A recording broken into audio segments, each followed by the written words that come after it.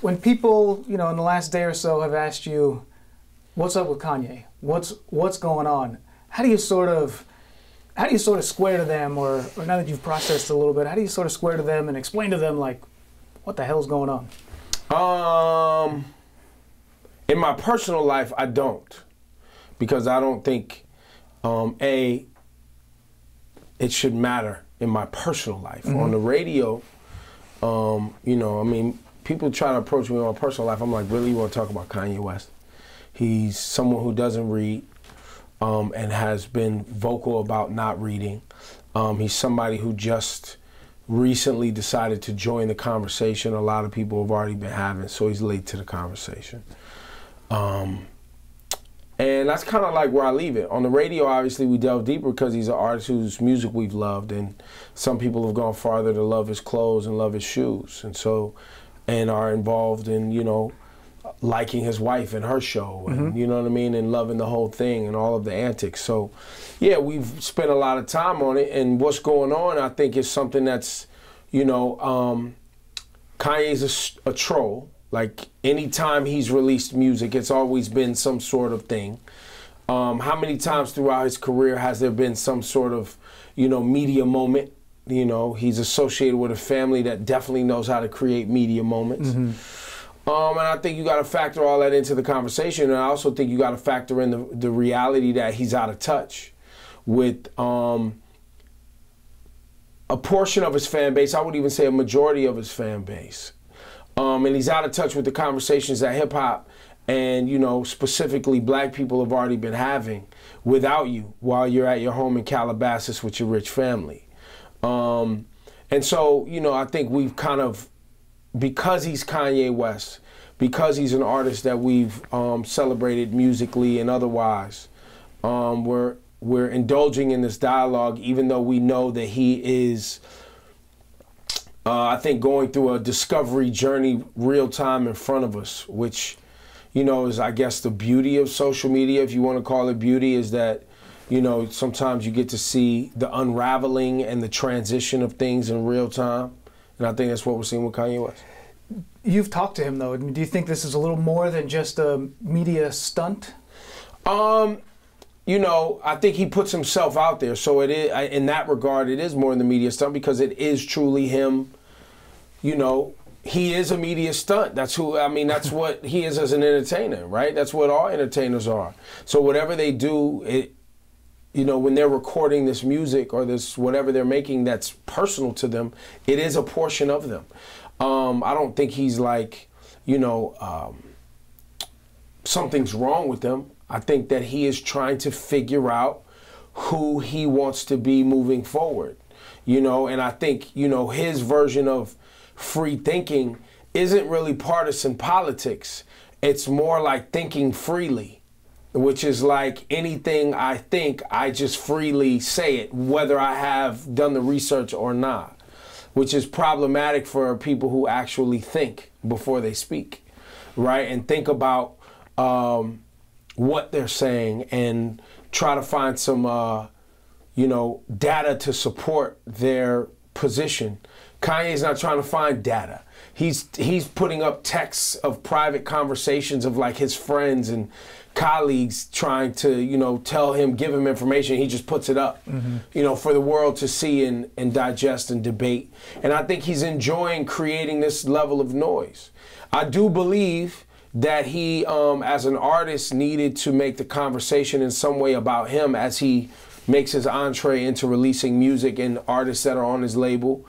Because you have, the people like J. Cole, Drake, Jay-Z, and Kendrick Lamar that are putting out remarkable and having remarkable moments in hip-hop and culture and even, winning Pulitzer Prizes and breaking streaming records and doing all these things. Kanye needed to figure out a way to make his entree, and he went his entry. He went in a different direction than some of that conversation, in a sense. No, not really. I mean, I think the Mogga Hat is what people would think is a different direction, but challenging whether or not you're Republican or Democrat or where you socially stand, Kendrick's had that conversation with regard to black people in our and how we categorize ourselves in his albums. J. Cole as well. I mean, Jay-Z and Nas have a record called Black Republican, where they're like, I feel like a Black Republican because of how much money I make, but I'm torn because the people that I love are still stuck in a certain situation. These conversations have been happening. It's just that aligning yourself with, you know, an individual who has made it okay and hasn't denounced the behavior of white supremacists, Nazis, racists, and people who have profited from that hateful behavior is not something that they would do.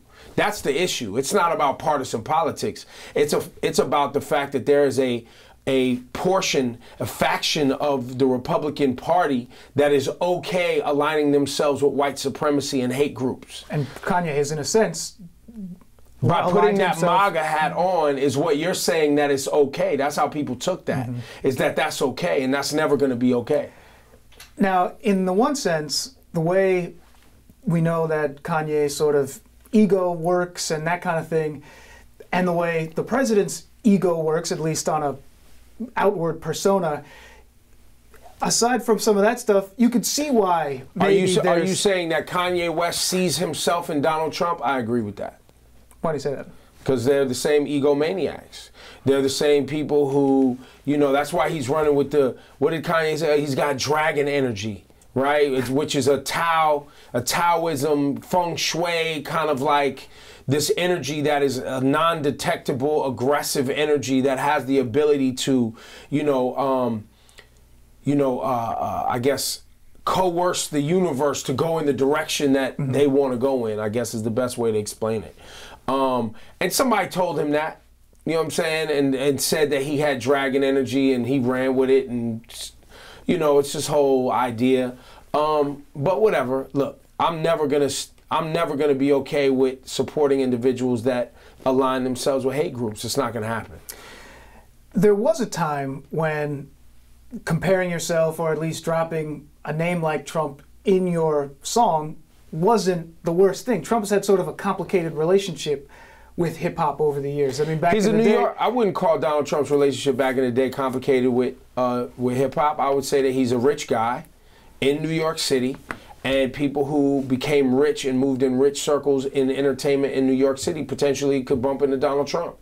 And he had, you know, which was once again revered by a lot of people who have large egos and want to, you know, flash their wealth upon everyone else. That's what Donald Trump did, right? And so I think hip hop has always been entertained and enamored by capitalism and materialistic things, because that's what America's been about. And if you come from a bad neighborhood and you don't have anything, you think that being wealthy and successful means to be flashy and brag about how much money you have and how much power you have. That's what that is. And back in the day, from our research, the first group that sort of, one of the first hip-hop groups that mentioned him was Beastie Boys. Donald Trump and Donald Tramp living in the men's shelter. So in the one sense, the rich and the poor, you know, whatever, it was the Johnny Royal song. I don't know how far back you I don't know. I don't know the lyric or the reference, but, you know, yeah. You know, there's people who have pictures with Donald Trump and party with Donald Trump. But that, and then there's also, you know, the stories of the Central Park Five and the stories of, you know, Trump's father and how he dealt with his tenants and not renting to black folks, and, you know, just general New York City racism that's existed for a long time that they're tied to. So in the one sense, even with some of that stuff you mentioned, a Diddy might invite Trump to the white party, or he was an A-list celebrity in the city. You know, when it comes time to have a good time, I don't think anybody decides who they're going to invite to a celebrity party based on their political affiliation in New York City or anywhere else. So he's mentioned in all these songs over decades, but since 2015, once the election started and some of the election season, he's been on more than 50 diss records.